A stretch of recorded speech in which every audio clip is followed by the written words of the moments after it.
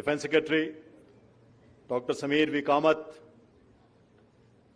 Secretary DDR&D and Chairman DRDO, Lieutenant General Raja Subramani, Vice Chief of Air Staff, Mr. Sanjeev Puri, President CII, Shri Baba Kalyani, Founder, President of SIDM, Senior Officer Bearers of CII, Excellencies, distinguished members in the audience, friends from the media, ladies and gentlemen, a very good morning to all of you. It is my pleasure to be here in the Annual Business Summit of the Confederation of Indian Industry and interact with the transformational leadership of the industry. The CII has been a catalyst in bringing together vision, policy and enterprise to drive national progress over the years. Starting as the Engineering and Iron Trades Association in 1895, the CII has indeed become a trusted national player, actively shaping India's developmental efforts over the last 130 years. I also want to compliment all partners of India's defense ecosystem on what we have achieved and the galvanizing focus accorded to make in India by DPSUs, PSUs, MSMEs and many startups. The success of our indigenous platforms and systems has extended Make in India to Trust in India. And the theme of this year's summit, Building Trust, India First, is most apt and timely. Ladies and gentlemen, we just heard the inspiring inaugural address by Honorable Raksha Mantri in the plenary session. I have no doubts that all of you would have taken note of his vision and expectation. So in the next 9 minutes or so that I have been given, it will be my endeavor to provide you with an overview of what and why we envision in the Navy in terms of harnessing the strength of our industry through collaborations and partnerships. To start with, let me clearly state once again that India was, India is, and India will always be a maritime nation. Not just by design in terms of geography, which all of you are aware, but also by destiny in terms of our future growth. The strategic maritime identity, what I just described, was aptly articulated by our Honorable Raksha Mantri last year. And I quote him, "We were once known as a landlocked country with seashores, but now we can be seen as an island country with land borders," unquote. If you look at India's history, we have a rich maritime past and an unbroken seafaring tradition. Remarkably, all of you are aware, we are the only country in the world with an ocean named after us. Today, India is once again realizing its rich maritime potential, and the apex level vision and policymakers are aware, and their statements are reflective of this broader maritime renaissance. Our Honorable Prime Minister, Shri Narendra Modi, had made a clarion call of Sagar in 2015, security and growth for all in the region. And building on this legacy over the last 10 years, the vision has been rightly elevated to Mahasagar, or mutual and holistic advancement of security and growth across regions. This year, again in Mauritius.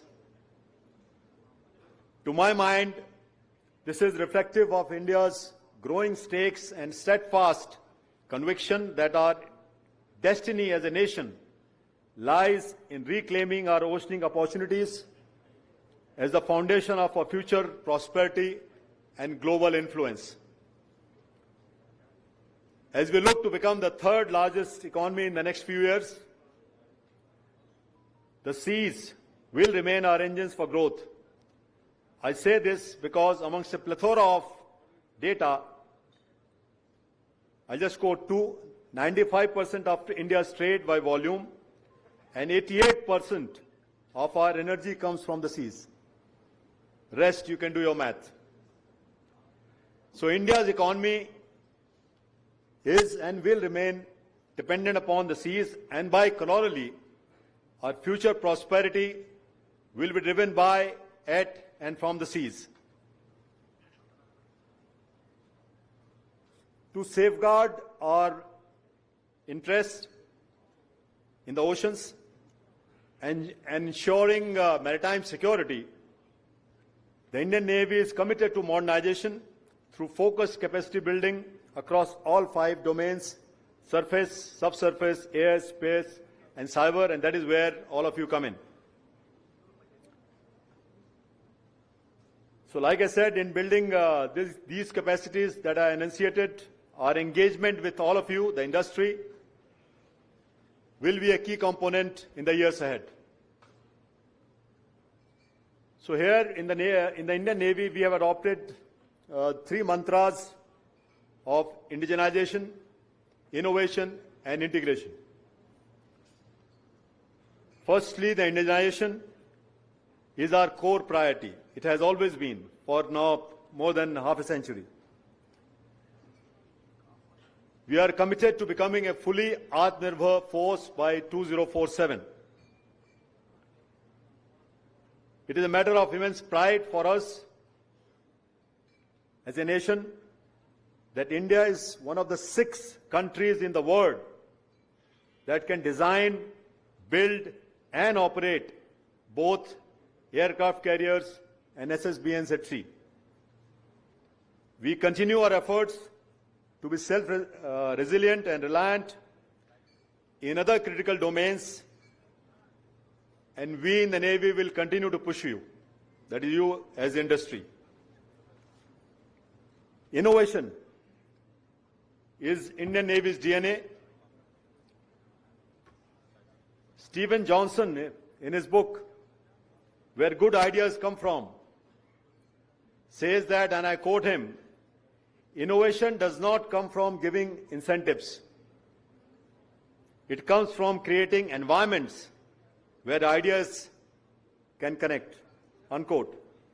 Which is why organizations like Naval Innovation Indigenization Organization, NIIO, that we formed in 2021, work hand in hand with industry to accelerate technology development. We talked about IDEX, and I want to tell you that the IDEX scheme, as a technology incubator, has seen its allocations jump 3 times in the last 2 years. And finally, the integration, which is the ability to work with the industry to bring together cutting-edge technologies across domains and develop a whole greater than the sum of its parts. Now, this convergence approach platforms different technological capabilities into force multipliers, where artificial intelligence enhances maritime surveillance, where quantum computing enhances naval communication, and where advanced materials revolutionize ship construction. I'm sure you are aware that technology, which is galloping at the speed of thought, is the glue that brings together cutting-edge capabilities for India to protect its interests at sea. To give an understanding of what technologies can do and why they are crucial for us, we have released suitable roadmaps to inform the industry about our requirements. Some of the niche, disruptive, and cutting-edge technologies that elude us today include the propulsion systems on our ships and submarines, aero engines, strategic underwater capability, high-end sensors and weapon systems, hypersonics, and large uncrewed systems, just to name a few. I'm aware that our R&D labs and industry are working at realizing these capabilities at the earliest.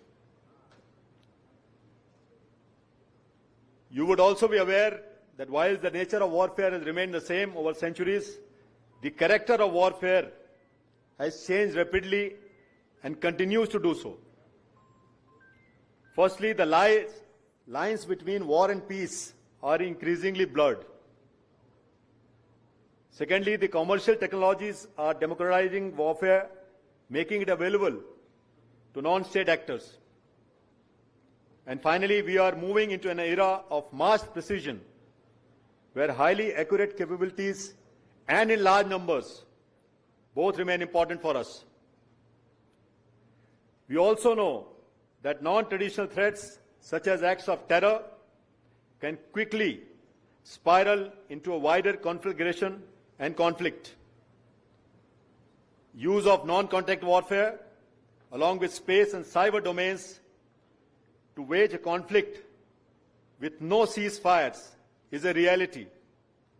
In this new paradigm, the industry has to see itself at the front lines of national defense. Our ability to absorb technologies at a rapid pace, translate them into combat capability, build at scale when called upon, what we call surge, and constantly innovate and adapt will define our collective security. So we may not be wrong in saying that national security no longer begins only at borders. It also begins in our R&D labs, in our factories, and in our firewalls. So to conclude, ladies and gentlemen, the maritime domain shall remain critical and central to our journey towards Viksit Bharat 2047 for the reasons which I mentioned. This has been acknowledged at the highest echelons of the nation. In an atmosphere where India's security is threatened by myriad challenges, the Navy's partnerships and industry is crucial to develop requisite capacities and technologies that would enable us to tackle the challenges of today and tomorrow and safeguard our national maritime interests anytime, anywhere, anyhow. I would once again thank the CII for giving me this opportunity to interact with you. Thank you, ladies and gentlemen. Jai Hind, Shamno Varuna. Thank you, sir. May I now invite